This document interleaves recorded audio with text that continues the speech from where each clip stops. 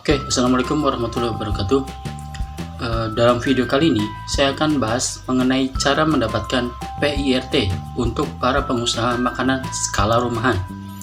Jadi, buat teman-teman yang mempunyai usaha di bidang makanan atau minuman skala rumahan, kalian wajib mendaftarkan produknya ke Dinas Kesehatan dan akan mendapatkan nomor PIRT.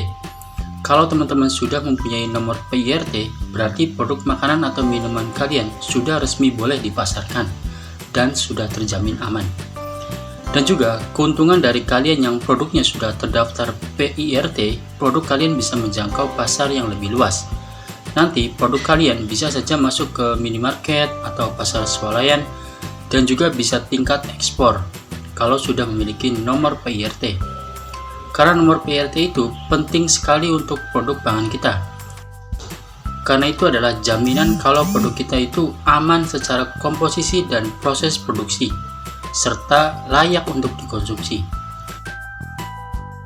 Nah, apa saja caranya agar bisa mendapatkan nomor PIRT untuk produk makanan kita? Tonton videonya sampai selesai. Apa itu PIRT? PIRT adalah singkatan dari Pangan Industri Rumah Tangga. PIRT ini adalah sertifikasi bagi industri yang mengelola makanan atau minuman skala rumahan. Sertifikasi PIRT hanya diberikan kepada produk pangan olahan dengan tingkat risiko rendah. Pengurusan PIRT di tahun 2022 dan 2023 ini masih gratis alias tidak berbayar sepeser pun. Tidak pada saat seperti sebelumnya yang harus berbayar, sekitar 65.000 kalau nggak salah, karena tiap daerah beda-beda. Dan pengajuan nomor PIRT itu cepat menurut saya, apalagi kalau persyaratannya lengkap. Untuk persyaratannya itu kalian bisa perlu siapin fotokopi KTP, KK, nomor HP aktif, alamat email, NPWP kalau ada. NPWP itu nomor pokok wajib pajak ya, kalau nggak ada nggak apa-apa. Kemudian data komposisi bahan-bahan yang dipakai, ini bisa aja sudah tercantum di label kemasannya. Serta siapkan label produk kita. Untuk label ini kalian harus mencantumkan nama merek, berat bersih, komposisi, tanggal expired, kode produksi, bisa juga tanggal produksi, dan keterangan produksi. Seperti contoh di label saya ini diproduksi oleh Imam Arifin. Nama saya kan, itu kan nama saya. Nah, terus alamat tempat produksi.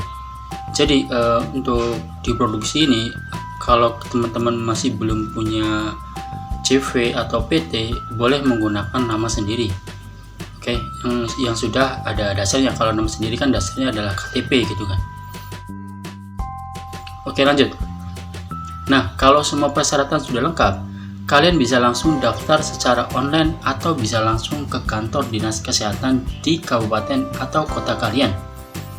Untuk pendaftaran secara online bisa melalui aplikasi OSS yang bisa kalian download di Play Store. Tapi kalau saran saya, karena takut ngisi formulirnya salah dan bisa jadi nanti ditolak, saya saranin bisa langsung ke kantor dinas kesehatan setempat aja. Karena nanti di sana kalian akan benar-benar dibimbing dalam proses pendaftaran nomor PIRT ini. Kalau bisa, bawa sampel produk lengkap dengan labelnya, nggak apa-apa.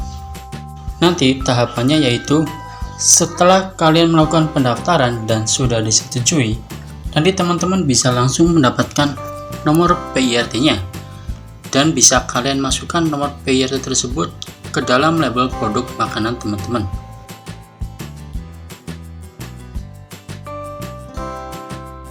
Namun, nomor PIRT tersebut masih sementara ya, dan bisa saja hangus jika kalian tidak mengikuti tahapan-tahapan selanjutnya.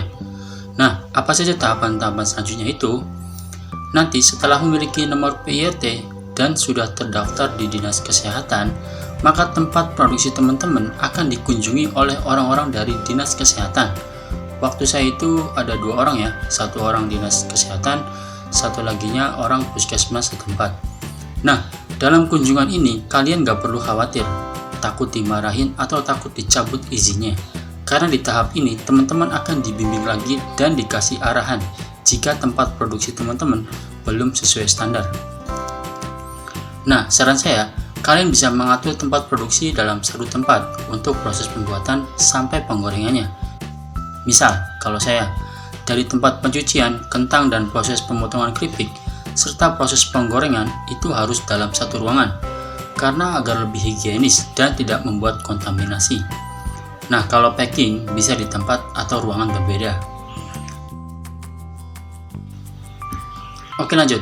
Nah, tadi setelah proses kunjungan selesai, teman-teman akan dikasih saran apa saja yang kurang dan apa yang perlu ditambahin. Nanti ikuti aja standarnya dari mereka, karena itu untuk kebaikan kita sebagai penjual dan juga kebaikan serta keamanan bagi konsumen yang akan memakan produk kita.